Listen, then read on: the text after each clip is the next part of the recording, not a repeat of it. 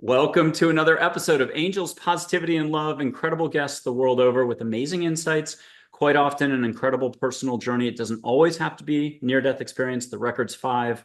We've had 2 people with 3 and a few with 2.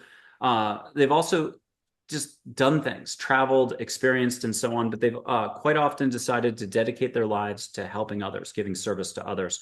We've had a White House physician to the US president, another doctor who's received the Order of Victoria, one of the highest awards possible in Australia from Queen Elizabeth II, plus a Presidential Lifetime Achievement Award for her work doing disaster recovery around the globe.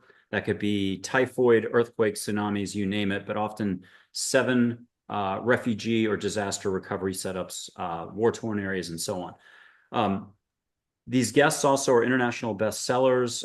One's been a guest on Super Soul Sunday and also show hosts and so on. We're super fortunate to have a large footprint with guests for such a small show. We're booked out over 300 episodes, almost now into December of 2025, which is pretty incredible. That's over a year out. Today, we've got somebody with just an absolutely incredible healing background. She's been paying attention for a long time. She's got, I'm going to have to guess, if we counted it up, at least 10 to 18 modalities she's studied in. She's an author, a show host. Microdosing for healing purposes is her focus today.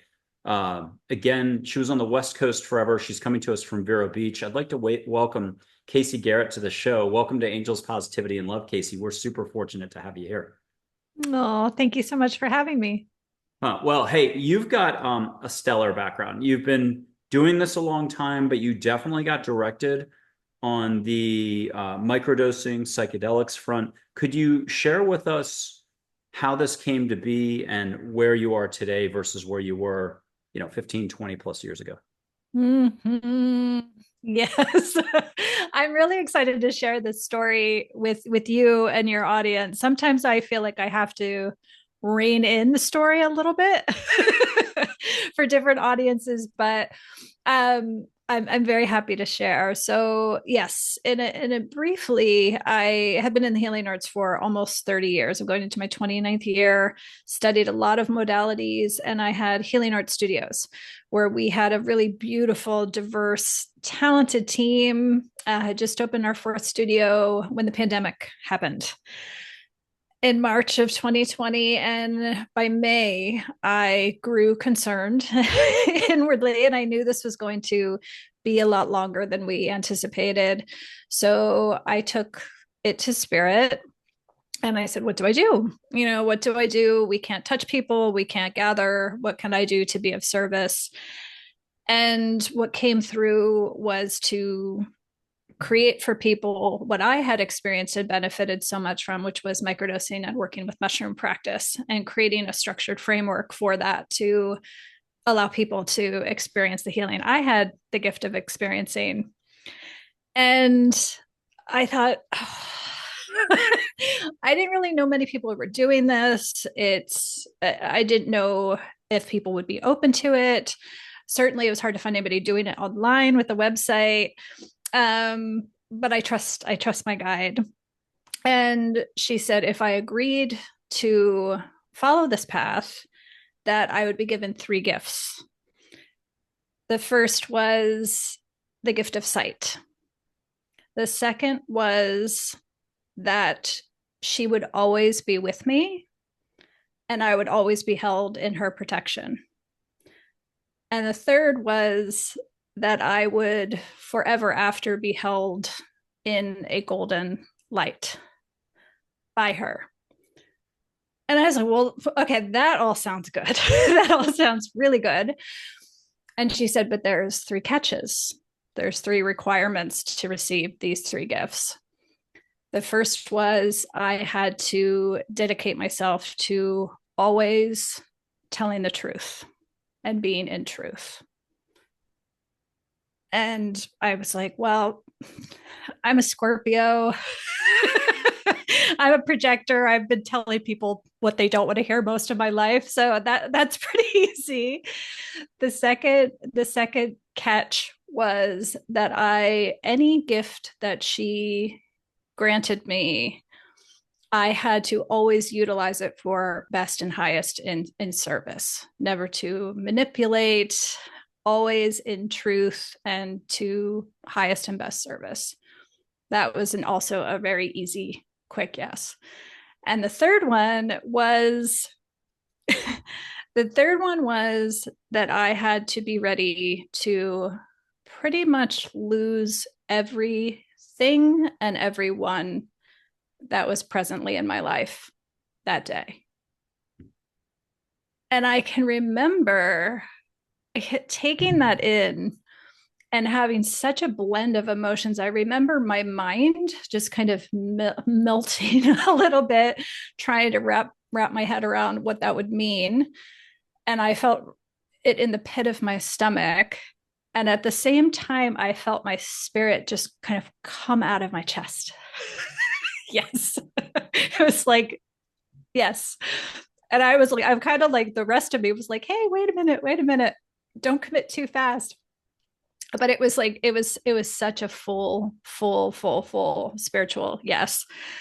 And literally the next day on, it was the next 2 years. Over the next 2 years, I pretty much lost everything. I lost my studios. I lost so many relationships that were connected to transaction, and the basis of those connections. I lost everything financially. I lost a relationship, just everything. I lost my dog, who was my soulmate. And it is what, though, that great loss was what ultimately allowed me to step into not only a new working life, but a new life and a new spiritual life, for sure. So and that was the yeah, that was beautiful, and that was a lot of sharing and beautiful. Again, the new paradigm of microdosing, or the new healing paradigm that you're involved in. Can you talk about that a little bit? Sure. Yeah. So I myself work with mushrooms, but when we talk about microdosing, that can mean different plant medicines. It's typically a psychedelic entheogenic medicine that we're talking about. I personally work with and love mushrooms. So microdosing is taking a tiny subperceptual small amount, more like I like to call it a spiritual supplement than a high dose experience of mushrooms. I had a grand mal seizure disorder that began when I was a teenager, that I had most of my adult life. Uh, they could never find a biological source of it. However, I was medicated for it. And once I started microdosing, the seizures healed completely. But because of those seizures, I was always really afraid to experiment recreationally with any drugs, let alone a psychedelic drug. So when I met someone who introduced me to the idea of working at a microdosing level, that felt really aligned for me, and a beautiful way to start this practice. And I got far more than I bargained for, but it's been the physical, mental, emotional, and spiritual gifts have been profound. Cool. Can you take time on the microdosing part and just explain the level you're talking about and the functionality still for the person? Like, if I knew somebody in college who had one of their peak experiences on mushrooms, and I was in Vermont at the time, in the 80s, versus they had one of their worst experiences on a different experience with mushrooms. Can you just talk to us that microdosing is microdosing? It's like, again, you said, keeping Yes. functionality intact. Absolutely. Yes. It's very much you get to stay in the earth realm, right? So it's very subperceptual is a tough word. We don't really have a good word in English for what the experience is like, because you definitely feel shifts and changes, gifts and benefits and difference, but you don't feel trippy. You don't feel altered in any way. You don't hallucinate in any way, but you will definitely feel profound shifts, particularly energetically. And is it daily or 3 times a week, or just for a 3-day period? It's all different depending on the person. We in our community, we tend to start with a protocol and a structure, just because most people really thrive when they're learning a new practice and connecting with the medicine for the first time. We'll start with a protocol. Our community tends to do like a 4-3 or 5-2. So practicing 4 or 5 days on, 2 or 3 days off, just to begin with. Ultimately, once you connect with the medicine and the spirit, your practice will become much more intuitive. Okay, and tell us a little bit more. You've been featured all over the press in the past for your, body work, your Reiki Master work, your other work. Where are you now in terms of getting this new business paradigm out to the public? Thanks for asking. What a great question.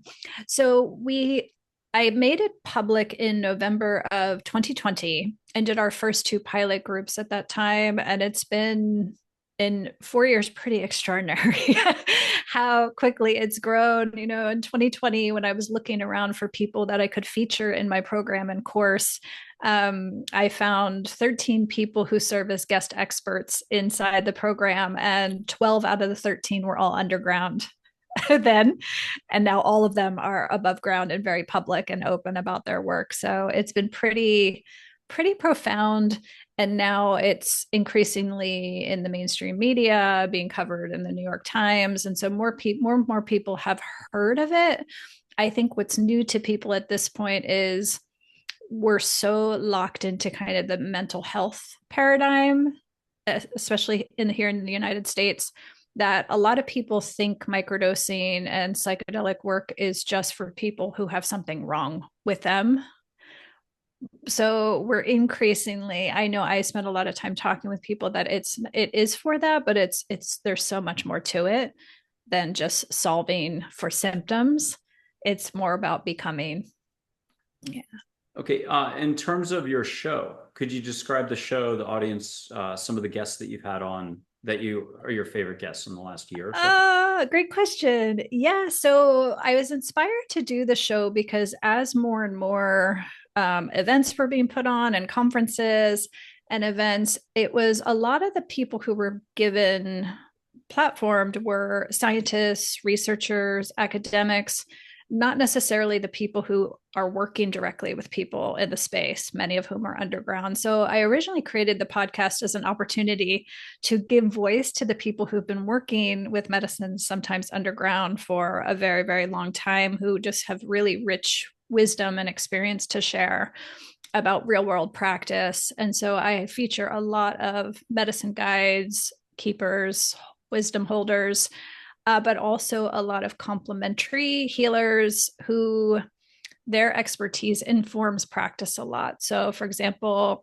we've had a dream incubation expert on who can help, because a lot of times people start microdosing and their dream life comes back online after many years of being dormant, and they're receiving these profound symbols and healing in their dreams. And when you have some knowledge about how to incubate dreams and work with your dreams and read your dreams is very helpful. So I try to bring in other complementary practitioners who can support practice.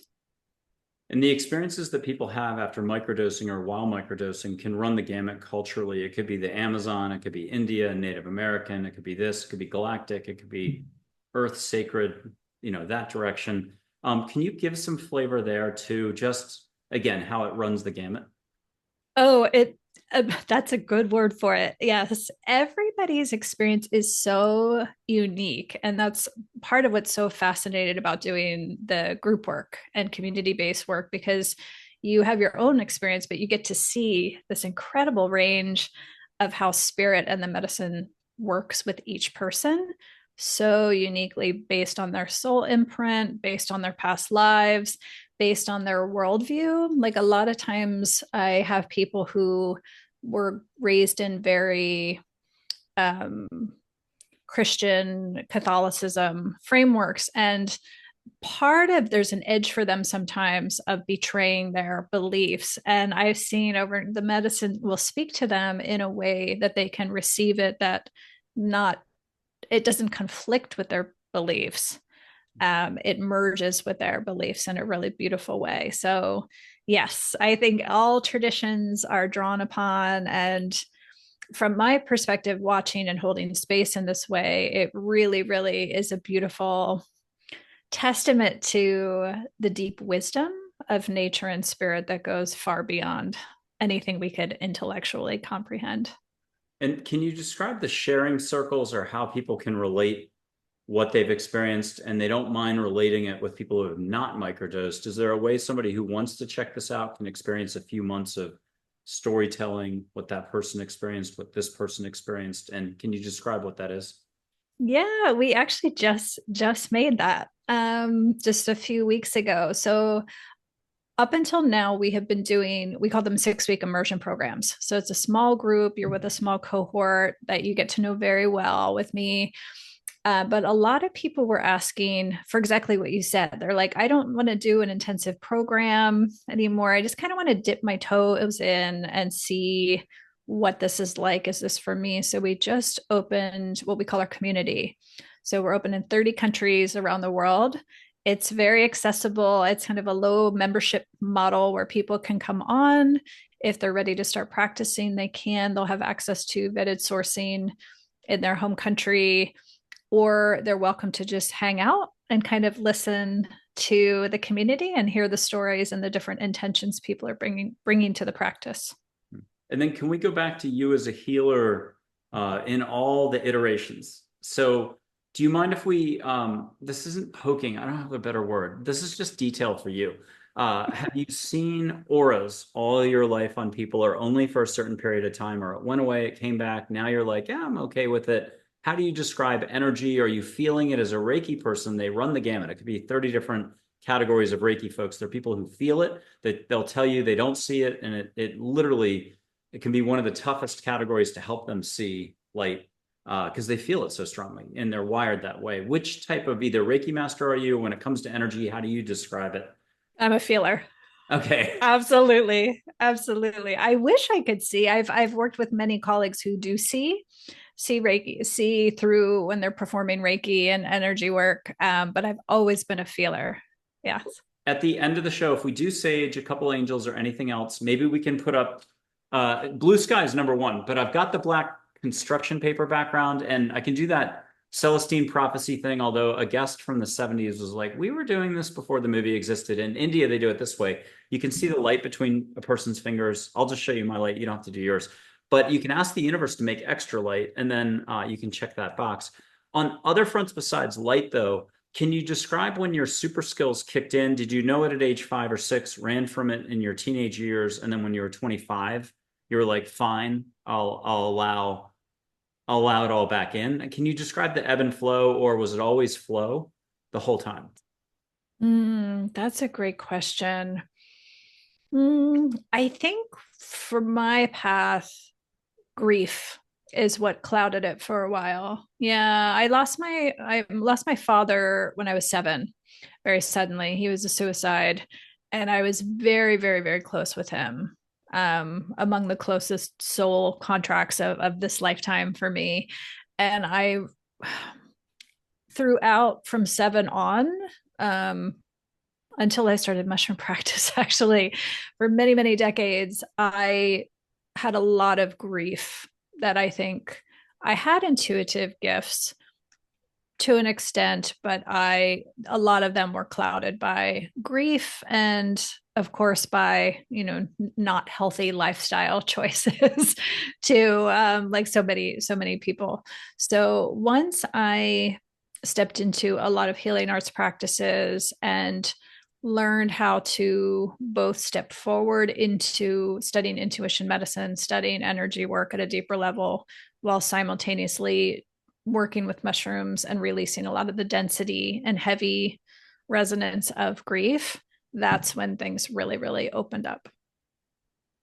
And this is going to be one of those, again, I don't know how to ask the question, but when did you have an experience with the other side, one way or the other, dream time or a sparkly-eyed stranger somewhere in a small town, USA or abroad? You turn, they're gone though, and it was the universe stepping in because of that exact moment. You heard something, you got help. There's a lot of flat tire stories or others. Have you had a dream that was extremely vivid? It could have been your dad, it could have been somebody else, that was pleasant or upbeat, that you could share with the audience? Oh, so many. We So love many. these stories, so enjoy. Oh, so many. Yeah. I mean, the one that came to mind right away is my name, is the origin of my name. So after my father passed, my mother remarried, and our he adopted us, and so our birth name was washed away, as well as my ancestry on my father's side, which is Greek. And for many years, when as I became through my teenage years, I never felt like that name was mine. So I always wanted a name. And so I looked through the regular, I'd look for it in books, I'd look for it in movies, never found it, never right. And I was on a train one day and just going from, I think I was going from like Philadelphia to DC or something like that, not very long. And I was sitting alone in the window, open seats next to me. And this man came in and sat down, and there was a seat between us. And instantly, you know what I mean? Like instantly, I knew him, and there was something to learn in this from this person. And we just had a very normal, pleasant conversation, nothing profound. And right as we were getting off the train, he was getting his bag. And I said, "What is your last name?" And he said, "Gehret." And that's when I knew that's my name. That's my name. And he was gifting me my name that I thought I would have, for just a few years until I thought I would get married and it would change again. It's been mine. It's been my gift ever since. And so, at the time, shortly thereafter, I moved to California from the East Coast, and it was the perfect time I went and legally changed my name to Gehret. So that was one of those situations where it was just, yeah, divinely, here you go. I love it. And do you have another one you can share? Oh gosh.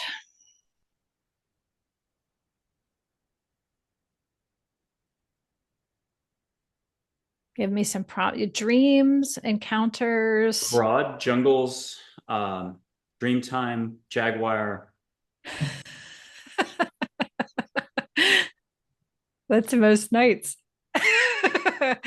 um I think of a profound.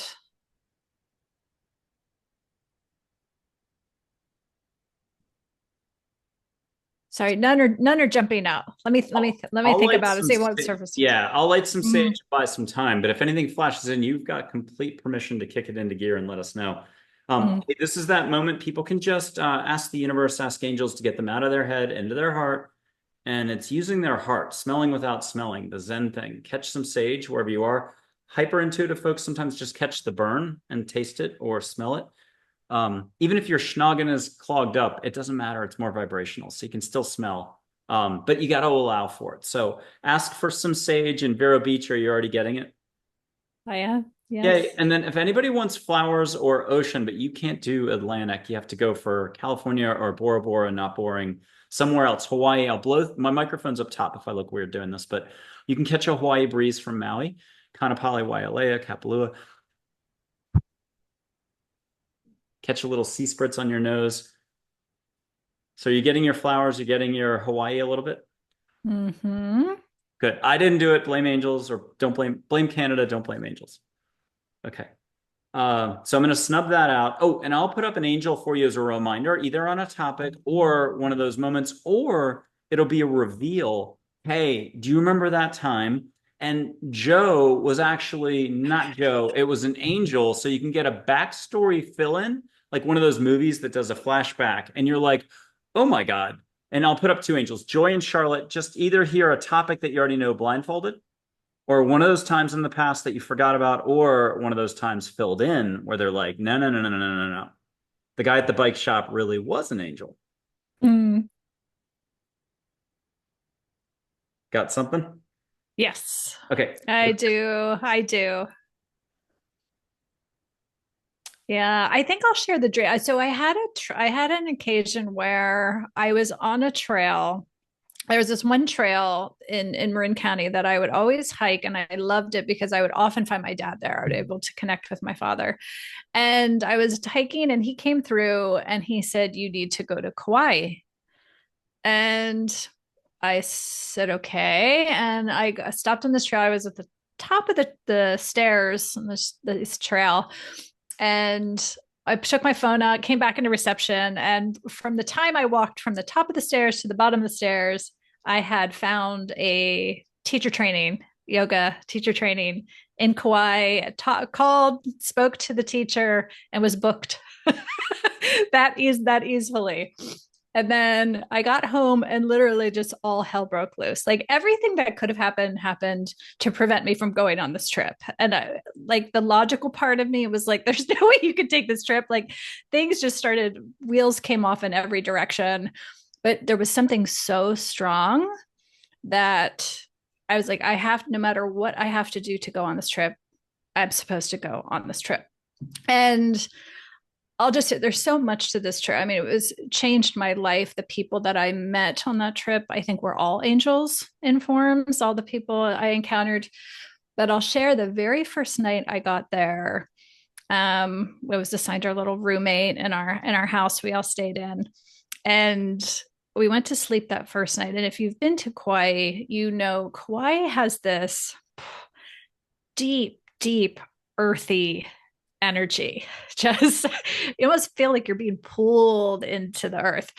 And so I remember feeling that when I was going to sleep that night. So it didn't at all surprise me. I just had a powerful, powerful dream that first night. And in the dream, I felt I was kind of it was very Lord of the Rings, going around the mountainside, carved out, very treacherous, very foggy.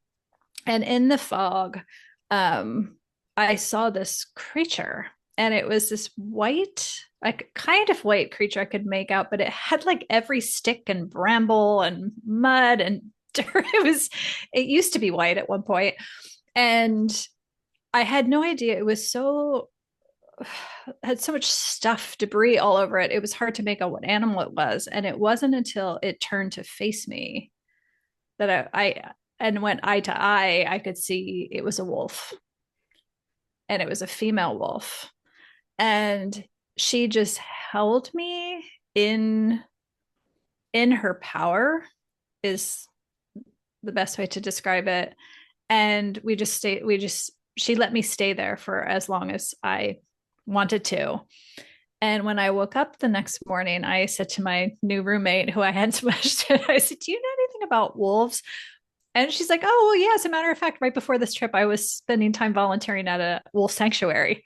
I know a lot about wolves. What do you want to know?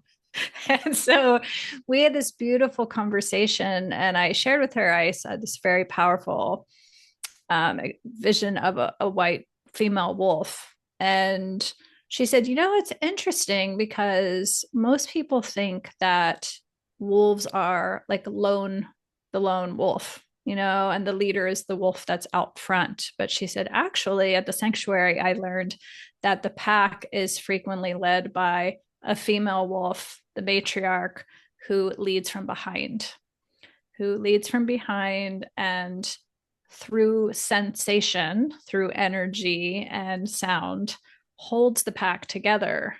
And the leaders of the pack are actually almost like the antenna, right? The sentries, where it's her energy is holding them all from behind and directing the pack which way to go. So I thought that was a beautiful, beautiful dream that symbolized the energy of that place so profoundly. I love it. Hopefully more real than the waking dream that's right here, right now. Can we talk about that energy, and that there's a couple different flows? There's thinking, resistance, judging, worry, fear, stress, rejecting, resisting, all that stuff up here. If your thinking's ever like totally creative, you're down back in the heart, where it's timelessness, no limits, consciousness, what else? Awareness, love. Can you talk about these flows and the different parts of your life where you're like, whoa, the difference between them, and when you wanted to spend more time here? Because we all know it subconsciously, but it can take a lifetime to wake up to the hot stove versus the being on the beach in the heart, walking a smoother path. Oh my goodness. Yes, absolutely. And all healing practices, I think, come to this. And when people ask me what microdosing practice is, I think fundamentally it's what you just described. It's an energetic practice to bring us back into balance and center, and to our spirit self and our heart-led self. So it's less about when I'm working with people, a lot of it is our conditioning is spiritual development is to get somewhere. And a lot of it is more an energetic practice of releasing and letting go so we can tap back into our natural flow state. I've also been studying human design for the last several years quite a lot, and that has really helped me. I'm a environmental mental projector, and energetically that has really helped me understand how to work, create, express, utilize my energy very differently than I had been previously in my life. And that has been a huge game changer in the way I lead my life energetically now. And can you talk to us about compassion, gentleness, kindness, how important that is? It's everything. Are you sure? It's everything. It is. It is. I was just talking about this the other day with some other healers and guides I work with that we're really moving from, in the healing arts, moving from a time of information to a time of transformation in what people are needing from us. And it's less this top-down direction as to we can talk about kindness and compassion and empathy, but we don't necessarily have to be it. We can't do that anymore. The time is nine. And so it's more about embodiment, it's more about alignment, it's more about presence and transmission than it is our previous model. So yeah, I think that's the number one thing I look for when whether it's personal relationship, professional collaboration, anything is compassion and kindness run through this person in all facets. And, Yeah. and I love everything you've been saying the whole show. So I haven't been responding as much. If you could describe some daily practices that are just more mindful or slowing down, or just the way you start your day or the way you finish your day, just as a reminder to folks how simple it is to let off of the accelerator that's this. I think one of the most profound ones I've seen in my own life and in my client's life is morning sun. Connecting with the sun every morning. I've been doing it almost a year straight. I've missed one day in a year of getting out within the first hour of dawn and no sunglasses, just having your face and your eyes connect with the first rays of dawn is so healing and healthy, and from resets your circadian rhythms. My sleep has never been better, richer dream life, rich and deep. So I think that's a beautiful, beautiful way if you're in a climate and a geography that you can swing that. If you can do that most mornings, I think that's one of the most beautiful life affirming practices you can do. And can you share with us one trip abroad that was pivotal? It could have been a retreat. It could have been something. It could have been exploring the Amazon. A lot of people go down to the jungles of Peru or somewhere else. It could have been an India trip. It could have just been Europe, Greece. It could have been more cultural or your family ancestry. Could you share with us one trip and why it was so pivotal? Mm. You can do two if you want, but whichever one's jumping out first. Well, what comes to mind is one that I haven't yet taken. Do that.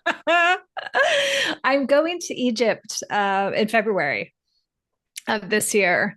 And it's funny, like it's almost, I'm sure you'll understand what I mean. It's almost like it's already been played out for me before I've been there, what I'm going to see. My spirit guide told me where to go, what I'm to do. These really small random, and I spent last year I was looking up places, how I could get to these places, and no one went to these places, and I was looking and looking, and then the universe has always stepped in, and within hours of each other, two people applied to my program, one who lived there and one who just went there. And served up like who I'm supposed to go with and when I'm supposed to go.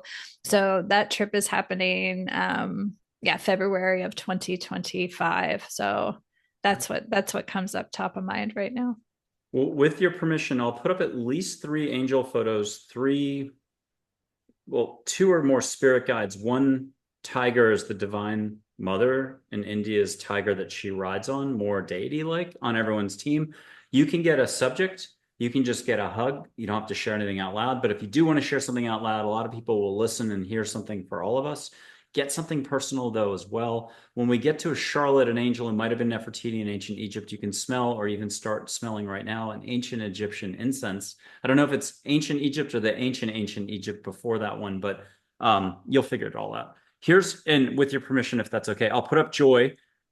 People can put out their hand and just feel the vibe. Some people like to be the hand and feel it all over, but you can catch flowers, ocean. What will you allow for is sort of the daily rub, whether we talk angels or not. What are you feeling from Joy? What are you getting from Joy? And if you don't mind getting a big compliment from her privately, first say, got it. You don't have to share that out loud. Got it. Okay. And then something for public discussion, either a topic or a this or that. I'm shown a visual. Oh, perfect. Of, I don't know what the plant it is, because it's almost like a tall grass. A tall grass, almost like, what are those called? Cat o' nine tails that grow along the riverbed. Yes. Yeah. I'm being shown that, and just a feeling of deep calm and immense freedom is. Now, is it domestic North American cat o' nine tails, or is it more papyrus stuff on the riverbank of the Nile? The latter. Okay, there we go. So no coincidences. Now, a lot of people have closed their eyes, and you can have like an interdimensional experience where 8 minutes of our time is 20 minutes over there. But if you want to close your eyes, have Charlotte. She's just like everybody's favorite teacher from third grade, with words meant to help you expand. Catch at least the incense, say got it when you got it. Got it. If your eyes are shut, you can see her on the throne, scepter of power, very elegant. She's got a presence that would shut down a lot of politicians coming in from other countries, that get them, in a good way, to get them to calm down and go quiet. But you can feel and see the whole setup. Get a private tip for your tour of Egypt, or just know you're being escorted, and just say, got it when you got it. Then something for more modern day public discussion here. Got it. And if you want to see sacred geometry, or hieroglyphs, whatever the way you want to call a symbol, galactic or domestic or ancient Egypt, see something as a gift to you and just get that floating into your field. And then what do you have from Charlotte for all of us? She's showing me a snake. Ooh. Transformation style, or a different type of snake?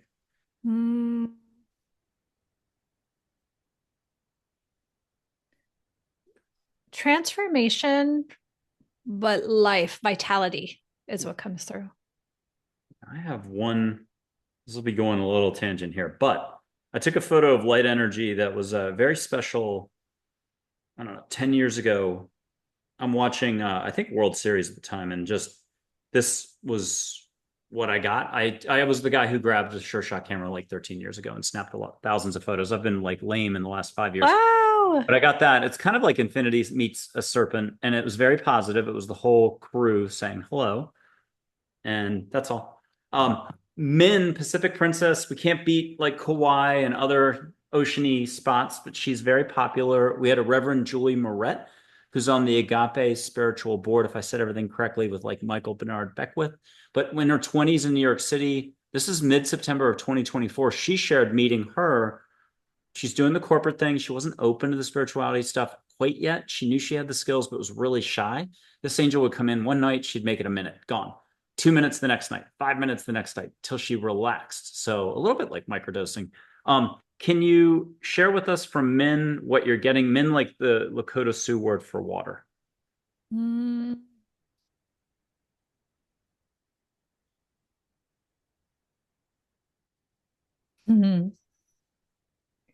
Beautiful. Is it private? No. Okay. I'm happy to share. So one of the first guides that I ever saw, when growing up as a kid, I would feel the presence sometimes of a being, and it was very abrupt. And it would always come in, and it always left before I wanted it to leave. And that was it for the longest time. And At some point, I guess I was probably close to 30, I was studying intuition medicine. And in the course of that program, there was one night where I felt that being come in, and it was the first time I could ever see him. And he is Native American, and he only comes in nature, which looking back, that's when I would have these experiences. And he he would come so briefly because he wasn't really keen on the earth world that much. So his bargain with my guide, what I later found out he is connected to my primary guide, and he was kind of her intermediary. He would come, he was a hunter, and he would come and he would give a message, and he would be able to hunt for a while. That was the deal. So when he would come kind of with this abrupt nature, get my attention very quickly. Very beautiful, beautiful being. Always would show me himself in profile, and he would communicate things very directly in the shortest way possible, and only stick around long enough for me to got it, and he would be off hunting again. So that's who came through there. And thank you for that. And part of the lightning round here, I have either three animals, even though one's more deity-like, the other two are more spirit guides. Not that there's a real difference. Love. So it's wolf, tiger, and jaguar. Or I've got three Native American chiefs who are really down to earth, unconditional love, Dull Knife, Red Shirt, Geronimo. Do you have a choice? Which one you want to have go first? Oh gosh, the wolf. Okay. So wolf, that's what I was looking for, looking down for the longest time. I couldn't find my normal wolf photo, but this will work. So just here, the wolf, but if you want it to be the same white wolf, that's the best I could do. And you can close your eyes and re-see the white wolf. And just, if you don't mind, get something personal, but if you could get something to share with everybody as a reminder. And I can't see you, so I'm going to pull this back. Yeah, okay, good. And if you want to catch a smell, either Kauai again, so you know it's the trails and you know it's that memory, or the place, or the feeling of the earth greeting you. Mm-hmm. Got it. Okay, and then what does wolf have that you can share with us all? I think what comes through is the power and confidence to go your own way. Blaze your own And, trail like you did. and this is a message for all. Everyone, she says, everyone listening right now. Mm-hmm. Especially nowadays, like, don't be afraid to, everyone has a unique life path. We'll put it that way. So whether you know it or not. I've got the Divine Mother's tiger, big, soft, furry tiger. Yeah, it's a tiger, but it's on everyone's team. He's pure action, delight, just tiger. But here's the image. And if you don't mind, if it's okay to suggest this, you can put your hand out into the room like the tiger's physically there and feel a shampooed soft fur opposite a jaguar next, which will be short and wiry. And you can feel, or get a nuzzle against the cheek, like at kitty cat level. So you don't feel like a 300 or 800-pound beast pushing you off the chair. Mm-hmm. But you'll definitely get like a direct interaction. He's not shy. He's on everyone's team, very safe and fun. What do you get from Tiger? I get the importance of connecting with the power of our physical body. And is that in a way part of your message for healing, is to drop more into your body? Oh, yes. You're like, oh, yes. Yes. And the third was Jaguar. So Jaguar, there's three photos. And I'd like to mention there's a January 12th, 2025 episode with Jonathan Ellerby, PhD, ex-Canyon Ranch spiritual director. He's had books out with different big publishing houses, Hay House, I think Simon & Schuster, stuff like that, Beyond Words maybe. Shares in his second appearance on the show. He's coming back in the fall of 2025, but his second appearance, January of 2025, he shares an Amazon trip that's just incredible. And he sat with three medicine men in a hut in the middle of a tiny little village in the far off places of the Amazon, He only saw the ball of light and the extra light that came from the ball of light. The old men saw the jaguar that shared its rainbow light. And I'll leave it at that. That's a teaser, so people can check that out. It's such a beautiful story. He's such a good storyteller. You can't have him on enough because I think he's traveled, I'm not going to get this right, 30 years, 40 countries. It couldn't be 40 years, 30 countries, 30 years, 40 countries. And he just can keep going with stories. So he's really entertaining. But here's Jaguar in repose, your inner authentic self. If you don't mind getting a zap of just beautiful reminders personally for you. And then if you could share something with us all.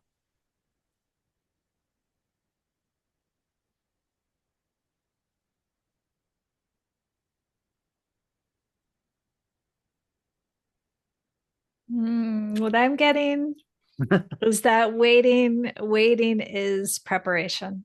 I love it. Yeah, patience is good. Okay, the next one's fluidity. She's crossing a river, so different message here.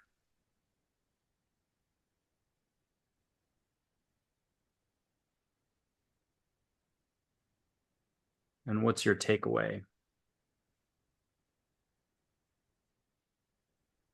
Focus and devotion. Okay, and last but not least, putting it all together up on the perch.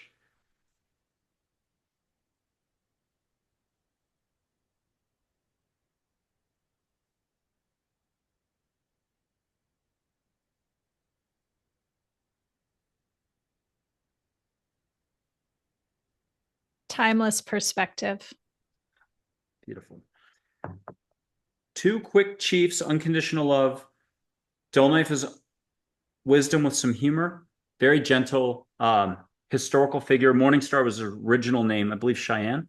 You can catch one of those 50 sacred scents: sage, sweetgrass, desert pinon, tobacco, pine. What are you getting in the air right now?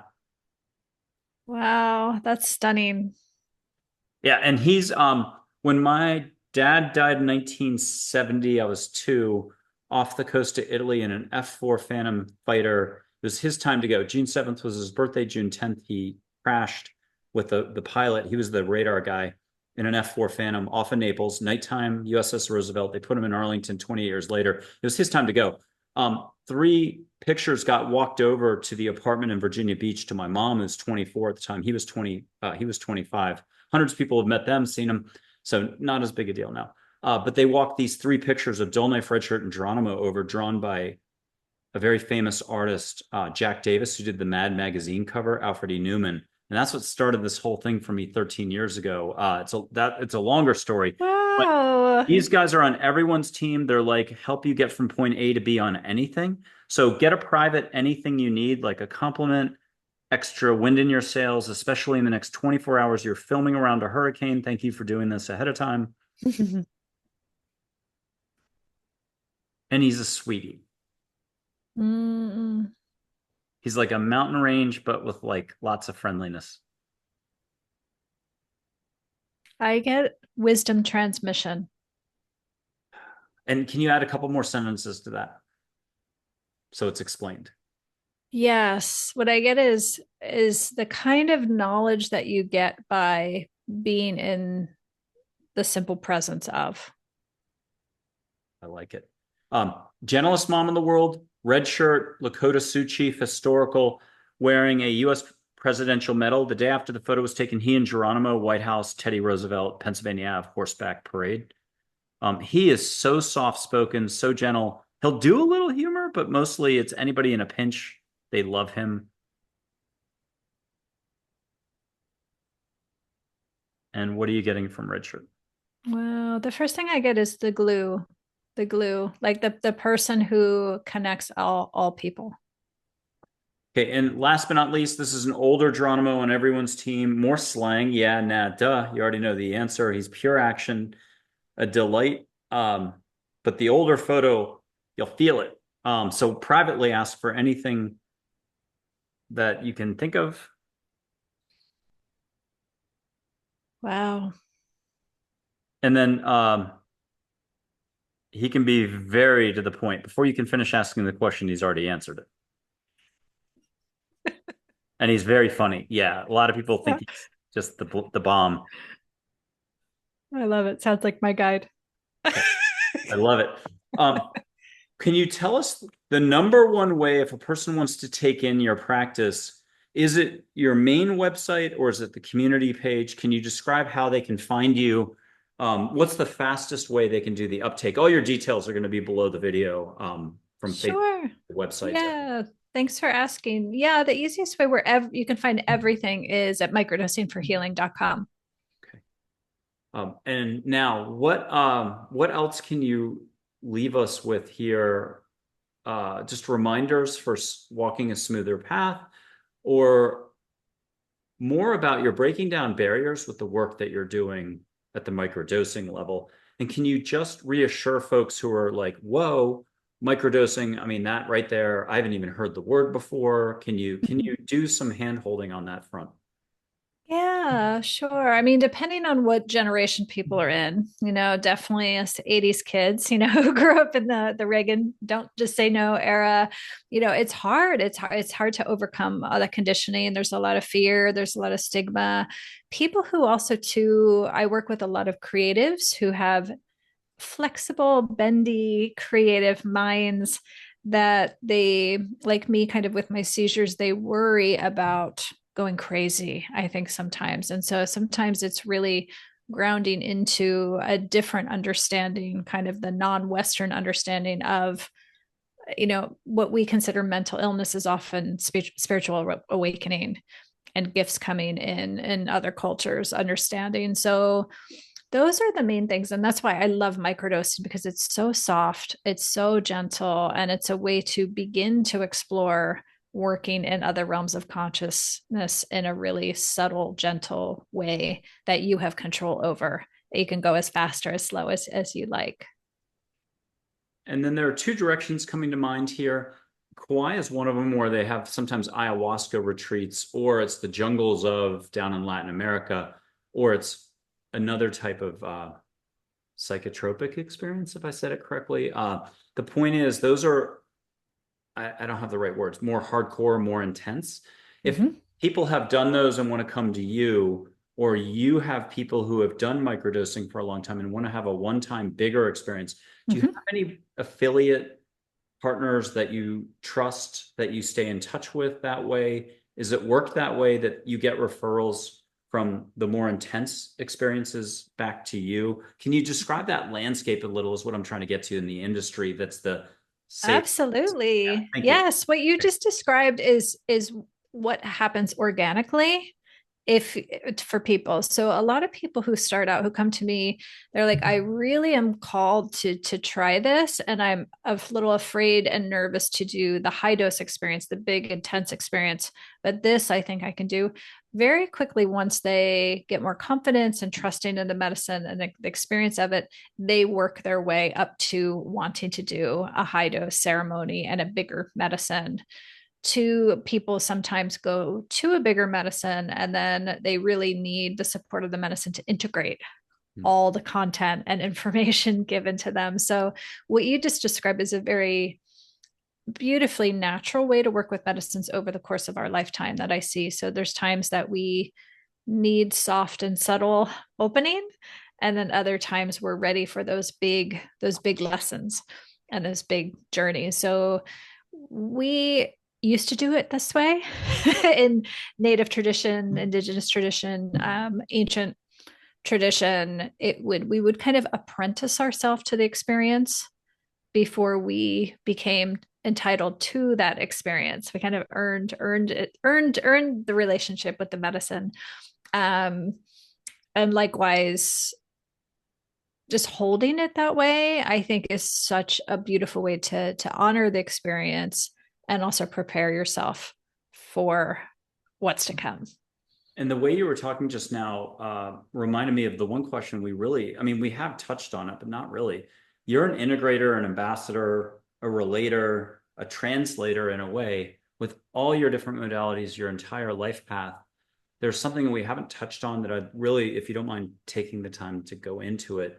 So someone has the experience, whether it's one type or the other type, but they have a bunch of transactions happen and they want to get outside help, like from yourself, relating to what happened. that's a really big part of your role. Aren't you helping people one-on-one, but you're also helping them in groups? So there's a front side of it that's the actual microdosing and all the rest, but there's also post experience and sort of assimilation. And we don't really talk about, that's one of your fortes, is helping people adjust post the experience to bring it in and understand the opportunity for growth, right? Thank you to speak to this. Yes, I was just writing about this the other day because of the time we've been alive, our association with psychedelics is the 60s, right? Which is all about the high dose experience that, the guys we all know the names of, touting the big breakthrough experiences. And so a lot of people go straight to that. And as you said, the magic of the practice and the larger issues of evolution and cultural transformation come in action, like real life daily action and relationship. So that's where people can struggle sometimes, is you have these unbelievably profound mystical experiences in the spiritual realm, and it can be hard to kind of come back to the smuggle world, right? And integrate, to really be able to straddle skillfully both worlds. So that's a big part of the skill set that you're building, I think, working with the medicine, especially with microdosing, is how do we take these huge awarenesses sometimes and bring them back to earth, and also integrate them in an embodied way into our lives so they're meaningfully impacting all of our relationships and our actions and our expression in life.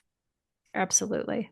And I'm gonna never done this in 200 plus tapings, even though we're only at like show 128 right now. It's out, so we're way ahead for tapings. Yay! I got about another 80 to go in the remainder of 2024. So trying to get, for some reason, all of 2025 done in 2024. Don't ask me why. But the thing that I wanted to ask was, you have a lot of presence and you have a lot of pulling ability. If we said spirit or source or any of the other words for just love and consciousness.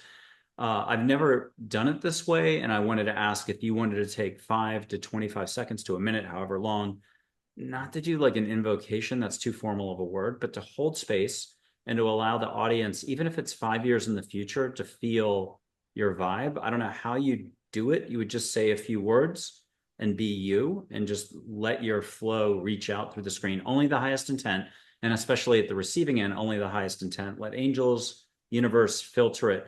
But does that sound like something you could do as if you were just starting out a ceremony, but we're not doing the ceremony part? Can you set the table for us with just a little bit of peace and love, and however you would speak to us that way? I hope I said that right. You being a healer, pulling in a little bit of love for all of us in the audience, and just one way from you to all of us. Sure. Silently? Yeah. Silently? Sure. Silently, but maybe just a couple words to set the tone so it sounds sacred. Okay. Start, and then you sit, and we'll feel.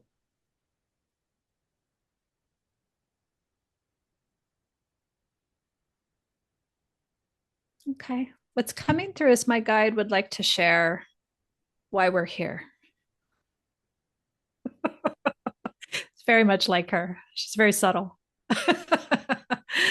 She would like to share to hold yourself in peace, to hold yourself in light, and know that our sole purpose here in this moment, in this lifetime, is to be a bridge and to begin to cultivate the awareness, the consciousness, adapt to an elevated frequency, a new, more coherent resonance,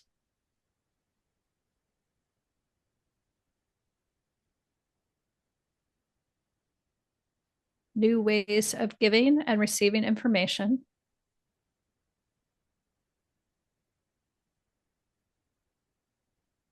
and sharpening your inner vision.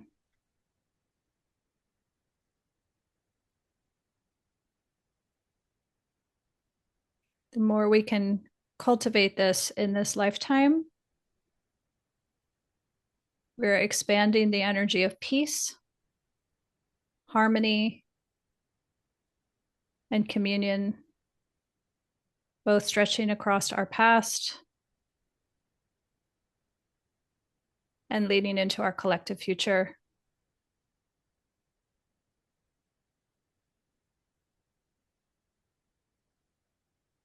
Paving the way for a new way of relating and being in collective communion.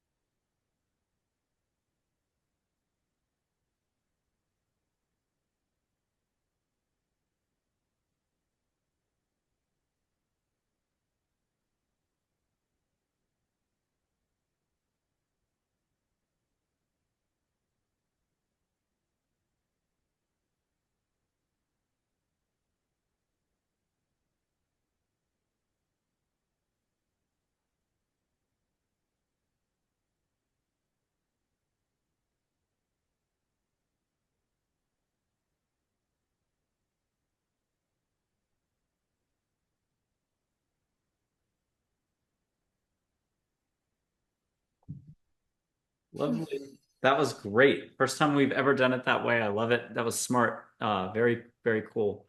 I'm gonna still do that cardboard, the black thing that was the light thing. You get a dad joke. That's the most important part. The more people are laughing and letting go, the more you're laughing and letting go. You're in your heart. Welcome to being in the heart. Um, you'll get a hospital joke, but it's funny. In doctors and nurses still haven't heard it.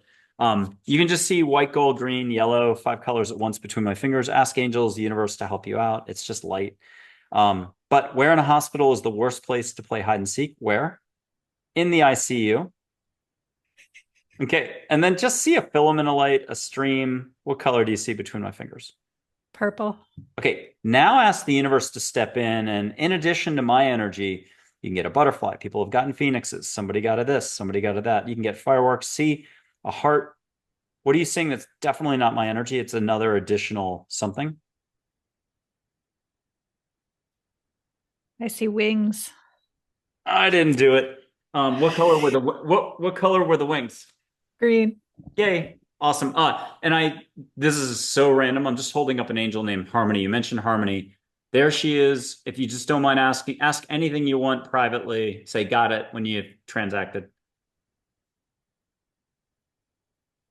And Got it. it's supposed to be rainbow light. She's cool. People can see angels. If you want to just do it dream time, ask them to show up in dream time. But if you want to get ambushed outside your favorite store, you got to go to that Starbucks. Take an hour and sit with an angel in human form. I know it's a lot to suggest, but I think given everything else going on the planet, why not? Hey, you're a show host. People need to check out your show. Hit subscribe, like, comment while you're there.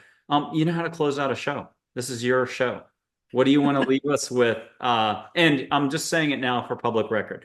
You're welcome to come back like every 6 months on the show if you'd like. You've been a total treat and delight. We'll get to the goodbye part though after you close us out. You've done a lot of closeouts in a way because you gave us a lot of big food for thought, sweeping stuff. What's it all about again? How are we supposed to lighten up? Do we really have time for it? And hey, wait a second. This is going on overseas. I got bills to pay. You don't understand my situation. 5 divorces in 5 weeks. I'm unlucky. I love it. I love being here. I love spending time with you, and thank everybody who is here and listening. I just feel immense gratitude. And what my guide is sharing with me that she would love for everyone to take away is inevitability, the energy of inevitability. We're going to where we're going regardless. So relax and laugh and enjoy. And that is the through line for those people who want to connect. You know, so many people want to connect with a higher power and deeper source. And it's through those things, it's through laughter, it's through play, it's through relaxing the body that we will connect. And all of you stop working so hard. to achieve this, we're already here, is what she's saying. We're already right beside you. I love it. That was beautiful. Kayse Gehret, you've been an incredible guest on Angels, Positivity, and Love. What a treat and what a delight. Thank you for coming on the show. Thank you for having me.